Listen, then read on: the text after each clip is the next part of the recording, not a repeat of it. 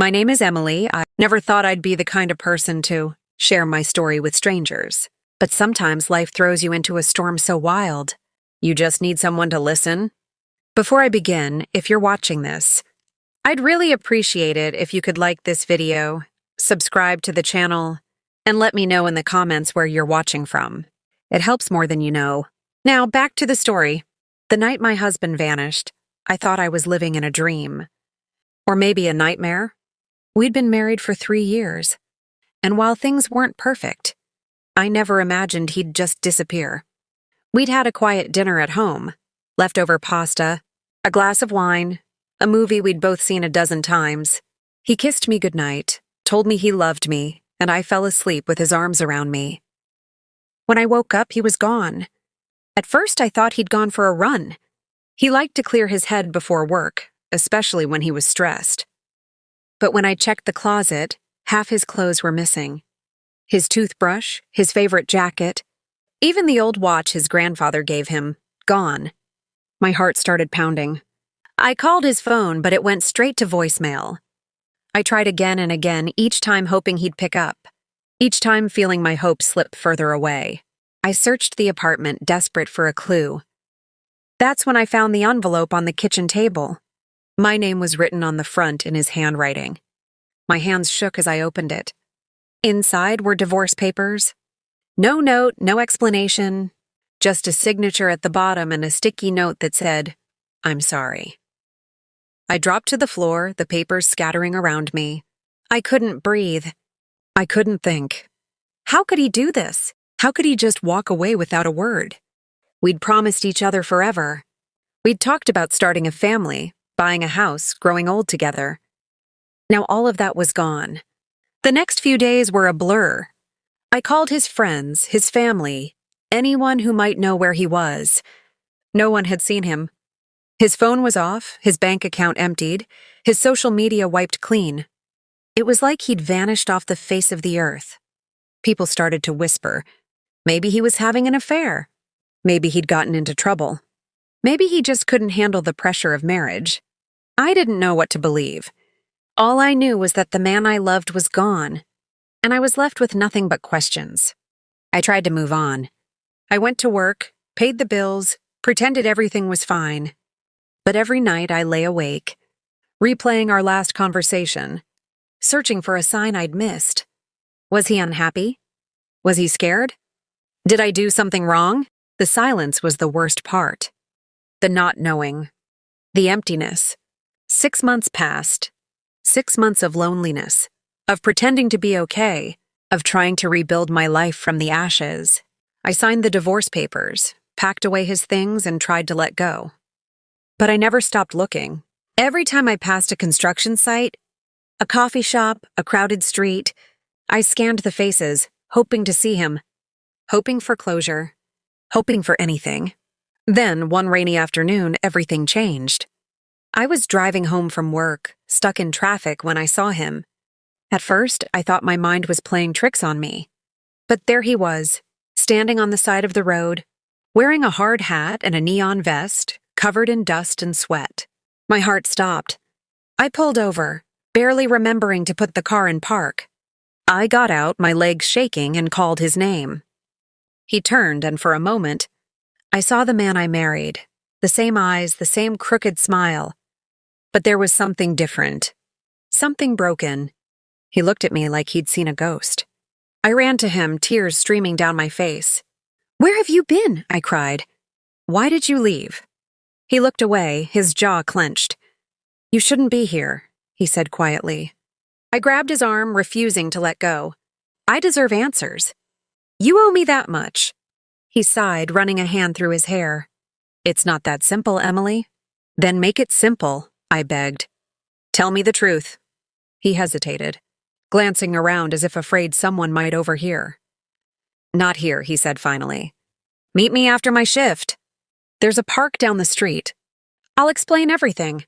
I nodded, my heart pounding. I watched him walk away, disappearing into the crowd of workers. I sat in my car, staring at the rain on the windshield, trying to make sense of what had just happened. Was this real? Was he really back? And what could possibly be so terrible that he'd rather vanish than face me? The hours crawled by. I replayed every moment of our marriage, every fight, every kiss, every promise. I tried to prepare myself for whatever he was about to say, but nothing could have prepared me for the truth. I sat in my car for what felt like forever, watching the rain streak down the windows, my mind spinning with questions. I kept glancing at the clock, counting down the minutes until his shift would end. Every possible scenario ran through my head. Maybe he'd been in trouble with the law. Maybe he'd lost all our money. Maybe he'd fallen in love with someone else. But nothing made sense. Nothing explained why the man who once promised to love me forever would disappear without a word, leaving only divorce papers behind. Finally, I saw the workers start to pack up. Trucks rumbled away, men laughed and shouted, and then I saw him, my husband, walking slowly toward the park at the end of the street. I followed at a distance, my heart pounding so hard I thought it might burst. He sat down on a bench beneath a dripping tree, his shoulders hunched, his hands clasped tightly together. I took a deep breath and walked over, sitting beside him. For a moment, neither of us spoke. The only sound was the rain tapping on the leaves above us. He looked older somehow, tired. There were lines on his face I didn't remember, and his eyes were shadowed with something I couldn't name. I wanted to reach out, to touch his hand, to ask if he was okay. But I held back. I needed answers first. "Why did you leave?" I asked, my voice barely more than a whisper. He stared straight ahead, his jaw tight. "I'm sorry, Emily, I know I hurt you. I know I should have explained, but I couldn't. I thought it was the only way." "The only way for what?" I pressed, my frustration bubbling over. "To destroy me? To make me feel like I was nothing?" He shook his head, pain flickering across his face. "No, never. I left because I thought it was the only way to protect you." I frowned, confused. "Protect me from what?" He hesitated, then finally turned to look at me. "From me, from my past. From everything I tried to keep hidden." I stared at him, trying to make sense of his words. "What are you talking about?" He took a shaky breath. "Before we met, I made some mistakes. Big ones. I got involved with the wrong people. I owed money to people you don't want to know. I thought I could leave it all behind when I married you, but it caught up with me. They started threatening me, threatening you. I couldn't let you get hurt because of my choices." My mind reeled. "Why didn't you tell me? We could have figured it out together." He shook his head. "I was scared. I thought if I disappeared, if I made it look like I wanted nothing to do with you, they'd leave you alone. I thought I could handle it on my own." Tears stung my eyes. "So you just left? Without a word? You let me think you didn't love me anymore." He looked down, his voice breaking. "It was the hardest thing I've ever done. Every day I wanted to call you, to come home, but I couldn't risk it. I started working construction under a fake name, moving from site to site, trying to stay off their radar. I thought if I kept my head down long enough, they'd forget about me. About us." I wiped my eyes, anger and relief warring inside me. "You should have trusted me. We promised to face everything together." He nodded, tears in his own eyes now. "I know, I was a coward. I thought I was protecting you, but all I did was hurt you."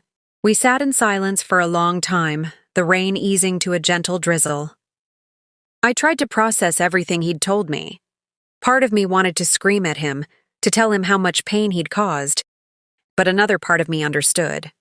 He'd been scared, desperate, trying to do what he thought was right, even if it was the wrong way. Finally, I spoke. "What happens now?" He shrugged, looking lost. "I don't know. I'm still not sure it's safe, but I couldn't stay away anymore. I had to see you. I had to explain." I took a deep breath, searching his face for the man I'd loved. "Do you still love me?"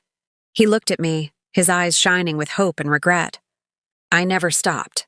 A lump formed in my throat. "I don't know if I can forgive you.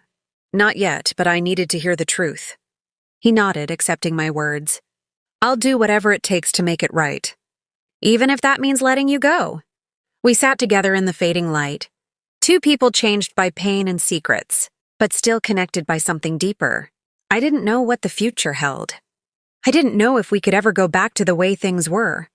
But for the first time in 6 months, I felt like I could breathe again. As I walked back to my car, I glanced over my shoulder. He was still sitting on the bench, watching me go.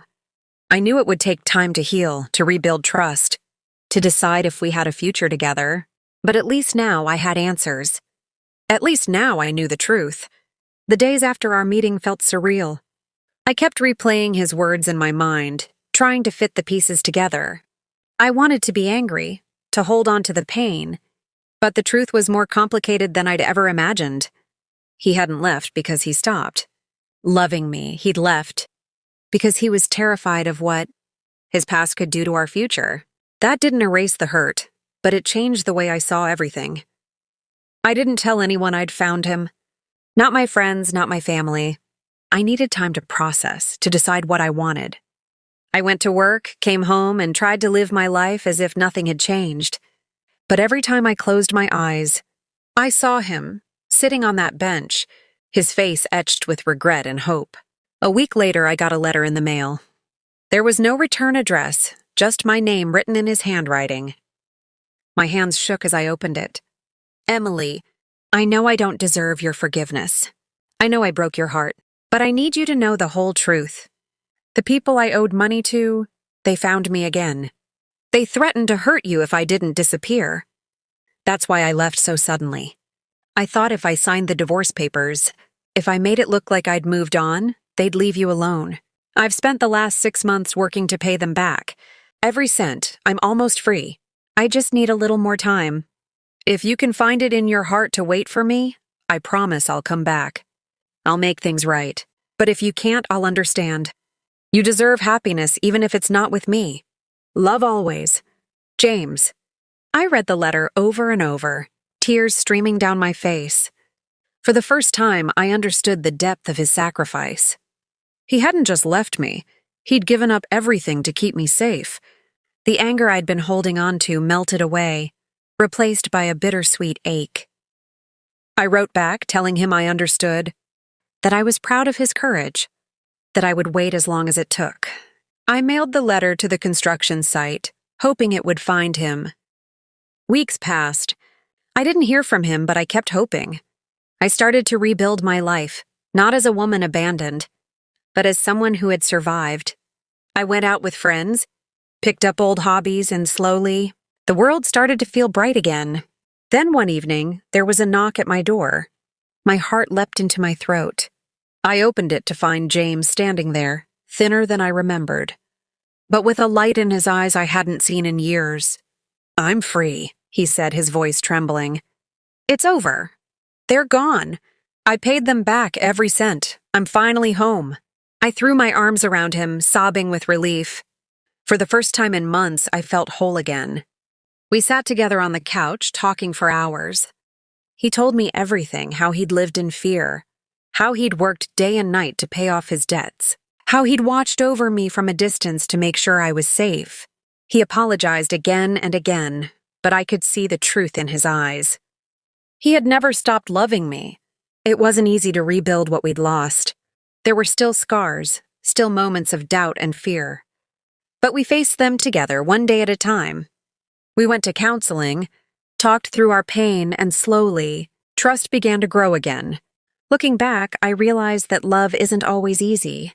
Sometimes it means making impossible choices, sacrificing your own happiness for someone else's safety. Sometimes it means forgiving the unforgivable, letting go of anger, and choosing hope instead. If you're watching this and you've ever been left behind, ever wondered why someone you loved disappeared? Know that sometimes the truth is more complicated than you think. Sometimes the people who leave are the ones who love you the most. Thank you for listening to my story. If you made it this far, please like and subscribe, and let me know in the comments where you're watching from. You never know who might need to hear your story too.